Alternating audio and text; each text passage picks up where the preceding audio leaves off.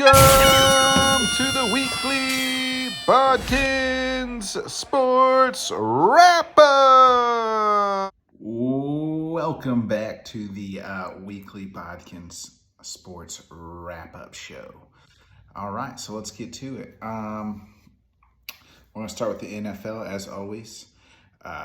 Not too much happened this week in the NFL, but some big signings happened. Number one, Jarvis Landry takes a one-year deal with the Saints. I like the move for Landry. Goes back home to New Orleans. Now they have Thomas, who's coming back, Olave, now Jarvis. The Saints got some weapons. Plus Alvin Kamara, even though everybody forgets Alvin Kamara stomped the shit out of some dude.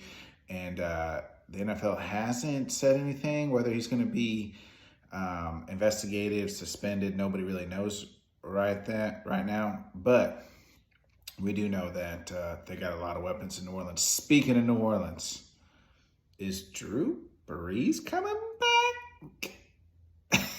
It's possible, right? So Drew Brees has come out and said he doesn't really know what his future entails.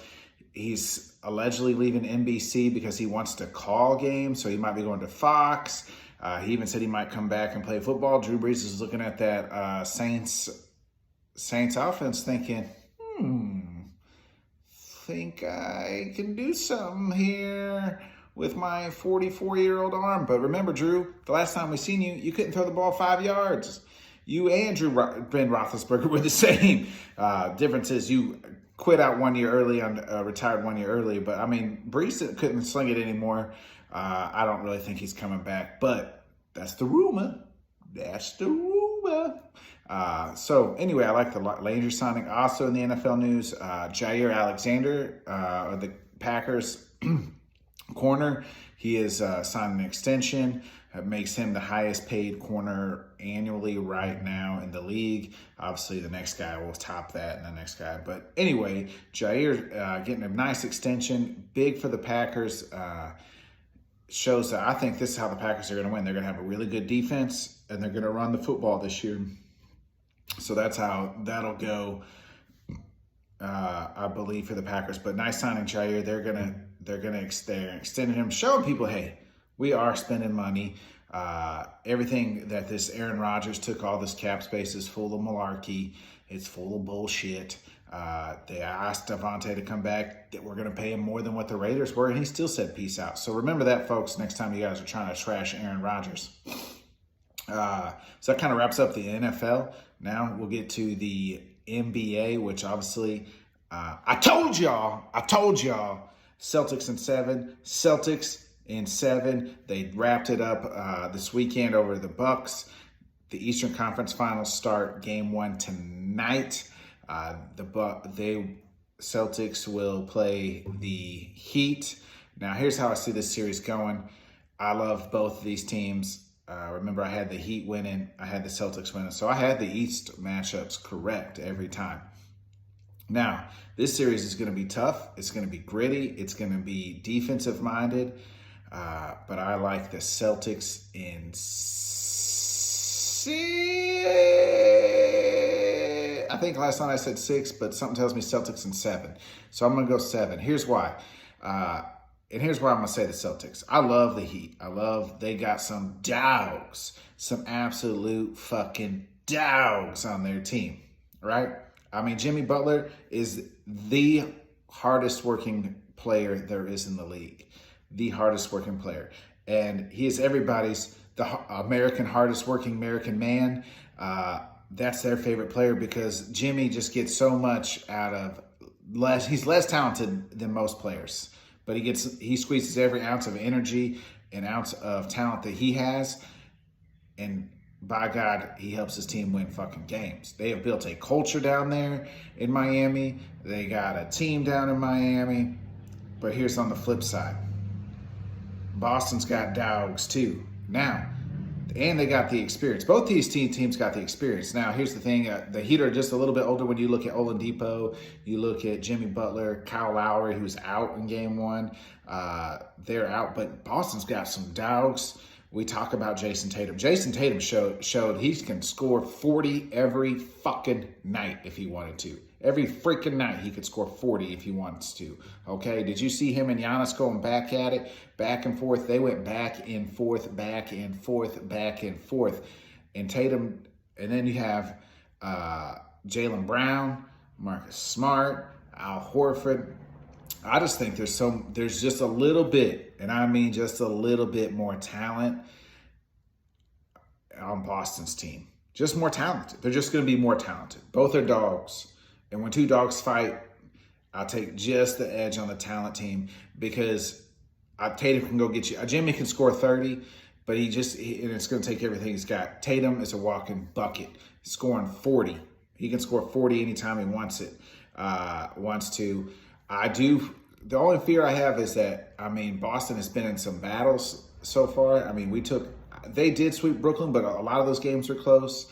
Took 7 with Milwaukee, and that was a tough series. And now look at them now in Miami. But I still like Boston in 7. I think it's the time, man. Tatum is ascending. He's going to show the world he's about to be a real superstar. So I like Boston in 7. Now, in the West, I had it right. Golden State, I told y'all, Golden State wins 6. Or actually, I thought it was going to be a gentleman's sweep, but Golden State decided not to show up for Game 5. And 1-6, told y'all that. Now, here's the part. Hold on.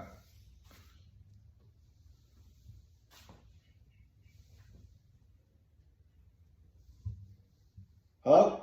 Devin Booker? Chris Paul? Devin Booker? Chris Paul? Devin Booker, Chris Paul. Oh, I'm sorry. I was looking for Devin Booker and Chris Paul because they were missing clearly in Game 7.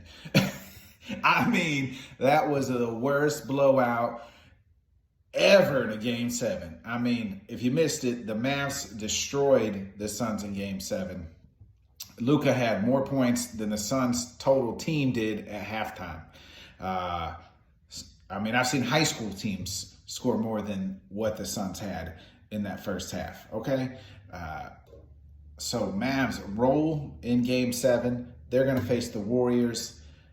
I like the Warriors in 6. I still think Luka gets you 2 games every time, but I just think the Warriors they're just more talented too.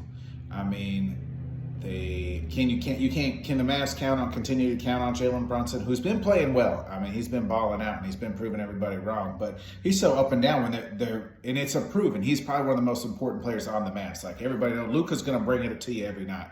But can Jalen do what he's doing and Spencer Dinwiddie keep on doing? You look at their wins and losses, like you look at the splits, their wins, Brunson and Dinwiddie are helping. Like they're being what they're supposed to do, but their losses aren't. I just like the more role players. There's just more role players in Golden State. They've been there. They've done that. So as far as the Mavs, there's just teams that you got to work to get to the finals, right? So the Mavs last few years have been getting out in the first round. Now they got the second round. Won the first round, got to the second round. Now they're in the conference finals. Give me the team, though, that has been there and done that. And the Warriors, Clay still is coming back still. They're playing well. You still got Draymond. You still got Steph. And that doesn't even count guys like Jordan Poole, Otto Porter Jr. and a couple of those other guys that can still play a little bit. This is kind of, I think, the Warriors' last run, as this unit, right? These last, 4 or 5 guys that have been there. Those 4 guys that have been there. 3 guys, I guess, that have been there. So I think this is kind of their last go at it. But I like the Warriors to win the series. So I got, like I told you guys before, I said it since day one of the playoffs, Warriors and Celtics. I've been right. I'm going to keep being right on this. So that concludes our basketball talk for the week. The Western Conference Final starts tomorrow on Wednesday. So also tonight you have the lottery in the Eastern Conference Finals Game 1. And then Game 1 of Western Conference Finals is tomorrow. So that'll be starting tomorrow, Western Conference. That wraps up the NBA. Major League Baseball, there's not a whole lot to talk about. I do have to talk about one thing, and that's the Reds losing after pitching a no-hitter. How the fuck does that happen, right? They walked 2 batters. The Pirates get the only run of the game, 1-0. Pirates, Reds. That's the only way, right? Like those two teams, if you said, hey, these two teams, one's going to pitch a no-hitter and lose, like you would have been like, and they're playing this team, you're like, oh, it's the Red Pirates, right? Like the Reds are awful. Just awful. I feel bad for Reds fans. As a Cub fan, I'm glad you guys suck because we'd probably be dead last in our division, but because of you guys, we won't ever be last this year. So, hey, how do you get pitch no-no? A combined no-no. It wasn't just one player, but one pitcher, but it was a combined team no-no and gave up 1 run and lost. Joey Votto couldn't help out. Where was he? Where was Joey Votto? Couldn't hit a home run? Give it up. The fuck? How does that happen? How does that happen? That kind of wraps that up. In the UFC, last week we had Rakic versus Blachowicz in the main event. It was only kind of like the big fight of the card. Nothing too major happened on that card other than that fight. And because that was like the number one contender, right? Had Rakic lost, and didn't really lose. It was going into the third. I had it 1-1 going into the third round. I thought Blachowicz won round 1. Rakic easily won round 2 with his wrestling. He was going into round 3. Rakic tears his ACL. Fight over. Blachowicz wins. I think the UFC really wanted Rakic to win to upload him into the winner of next month's fight between Glover Teixeira and Yuri Prohakovich, however the fuck you say that name. But I like Jan Blachowicz, the former light heavyweight champion of the world, he wins due to the injury. Now the UFC's kind of stuck in this weird position. What do? I think Glover's already come out and said, like, hey, let's run it back, Jan. And Jan, obviously, he's going to accept that. But I don't think Glover's going to be the champion after next month. I think Yuri's going to be running that show for a while in that division. There's just count it, folks. Mark my words right here.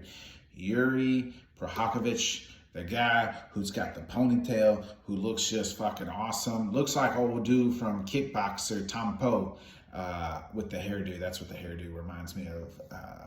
But I like, he's just going to run the show for a while in the UFC at 205. Mark my words. So, they can put Jan Blachowicz in there, and Jan's probably going to lose to Yuri, or whoever you want to live. I think they're talking Anthony Smith versus Ankalev. That could be a number 1 contender fight. So we'll see what happens there in the UFC. But that kind of wraps it up. This week, you got just a lame duck card too. Really, I hate to say lame duck, but it's not that great of a card. You got Holly Holm, and I don't even know who the fuck she's fighting, but give me Holly Holm every time. Also, UFC, I got a bone to pick with y'all. Can we get out of the fucking Apex? What are we doing? It's no longer 2020 anymore, y'all. Like, it's 2022. Like, the world is 90% back. Let's get out of the fucking Apex and let's get into stadiums and arenas again. Like, y'all be putting on great shows at UFC's like 274, 272 at Crampacked Arena. And, how does that, you guys book in UFC London. And you see that crowd, and it's going absolutely fucking insane. And you got people chanting, you got people going nuts. And then you're like, well, let's go back to the Apex, where you got 8 fucking people in there. It's hard to watch anymore. Like, when it was nothing, when it was the only sport game in town, hey, I could watch it. Like, hey, I could deal with it because, hey, no fans. At least we're getting the fights, right? At least we're getting some sporting event. But now you can fill out arenas. You can go travel, get these guys booked. Like, start doing, go back to like the old wrestling, wrestling style. Like, hey, we got our 2 main events. One of these main event guys, it's gonna be somewhere close to his hometown or his home state, his home country. Start doing some shit like that, Dana. Come on, man. Like, get these guys going so we can get some energy, some crowd. Like, I always believe, especially in fight game, and really any sporting event, I believe crowds play so much a factor. Like, even as a fan watching at home, because you get pumped, like, right? Like, man, back in the day when it was like in the NBA, it was like defense, and crowds going crazy. Like those game sevens, having that energy in those buildings was absolutely insane. You couldn't even hear the announcers because the crowds are going absolutely insane.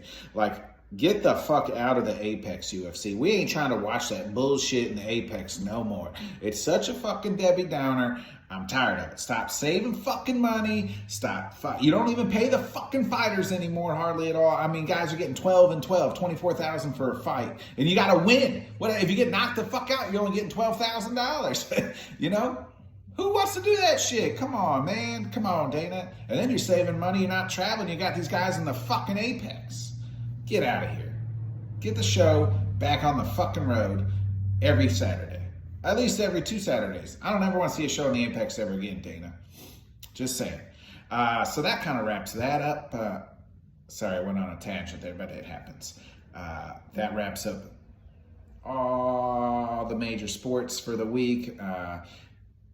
One quick note, 2 quick notes. Phil Mickelson is withdrawing of the U.S. Open, so he won't be in the U.S. Open defending his title. Phil's kind of in a real la land, I guess. Like, he's in some legal trouble, some gambling trouble. There's a book about to come out that's going to damage his reputation, a lot of people say. So there's that. So we'll see what happens with Phil Mickelson in the U.S. Open. Obviously, Tiger said he's going to play. Obviously, I think anybody around my age, I mean, everybody respects Tiger, right? So I always root for Tiger. Can we get like a Tiger Cam, ESPN, whoever's doing that broadcast? I just want to follow Tiger all the time, everywhere, all the time. So let's get that in there, Tiger Cam.